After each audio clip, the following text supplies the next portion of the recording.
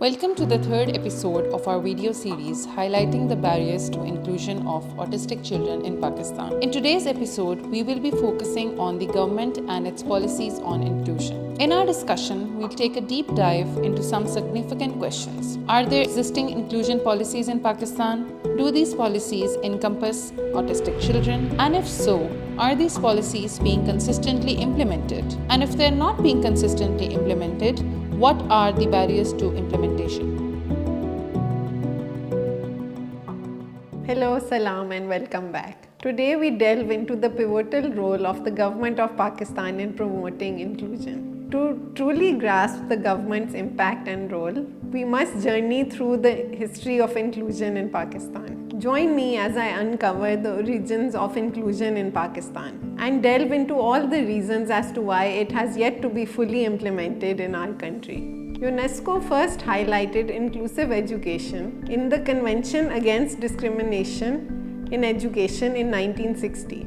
However, according to Ishfaq and Rana's 2015 paper, the government of Pakistan first adopted a national policy of inclusion for persons with disabilities based on recommendations from the Ministry of Women Development in 2002. As Ishfaq and Rana described, the policy not only emphasized mainstreaming but also included provisions for inclusive education and training, detailing all the standards for its implementation. In 2005, as noted in the UNESCO Global Monitoring Report, provincial and federal governments signed the Declaration on Inclusive Education in Islamabad, committing to ensuring that every child has access to education and schooling. Province-wise, in Punjab, Sindh and Balochistan, there was a shift away from special schooling and a move towards inclusive education. This was done as a way forward. However, was this actually the case? In 2017, the National Curriculum and National Education Policy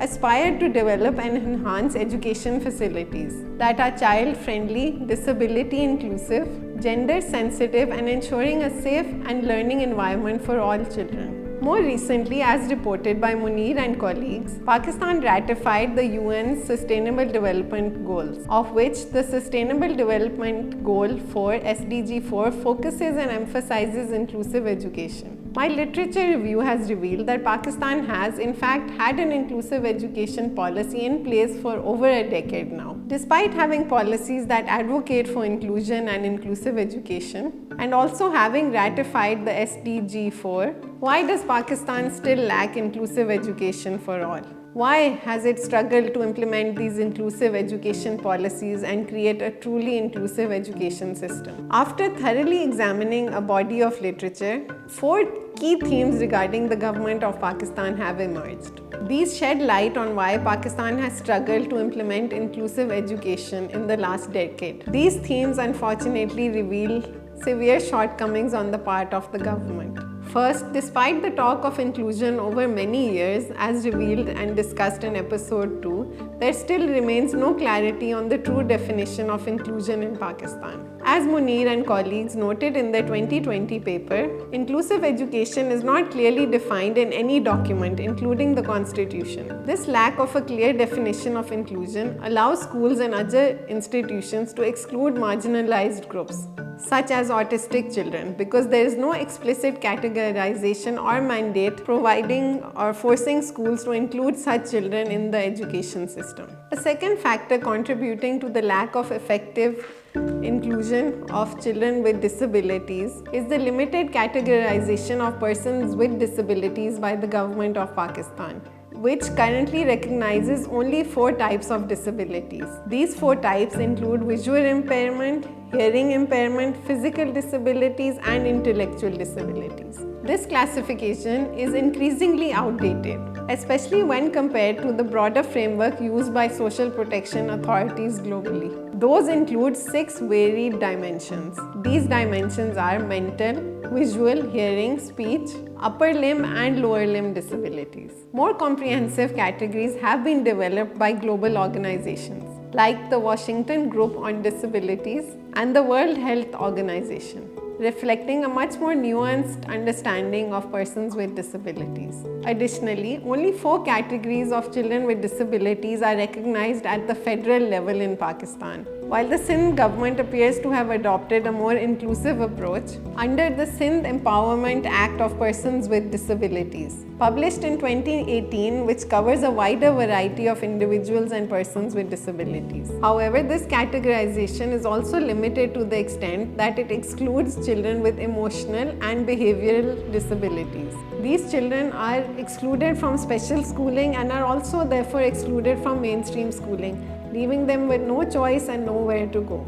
Additionally, it's worth noting that nowhere in these classifications are autistic children mentioned, thereby excluding them from the inclusion policy and any chance of being mainstreamed.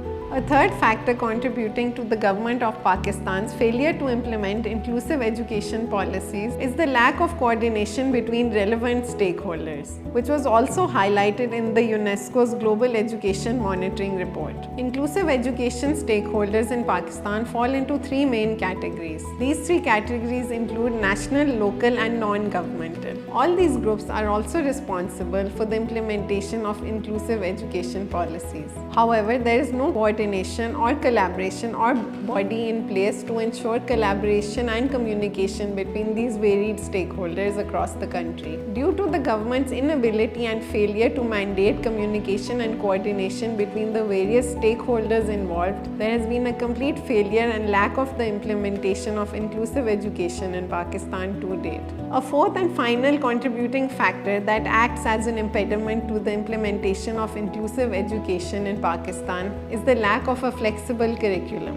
The 2017 to 2025 National Education Curriculum references children with disabilities, primarily categorizing them as children having either physical or mental disabilities. There is no further category for autistic children. Not only does it fail to mention autistic children, it also fails to include any room for adjustments in the curriculum to accommodate autistic children. The evidence from the literature paints a stark picture. While the government of Pakistan has crafted an inclusive education policy, its implementation has failed dramatically. Why? The definition of inclusion is murky at best. There's a glaring lack of coordination among key stakeholders, and crucially, the policy fails to specify which children are to be included. To top it all off, the national education curriculum is rigid and inflexible, leaving no room for true inclusion. Where does this leave inclusion for autistic children? Stay tuned as we try to find an answer to this question by exploring more barriers to the inclusion of autistic children in early education in Pakistan.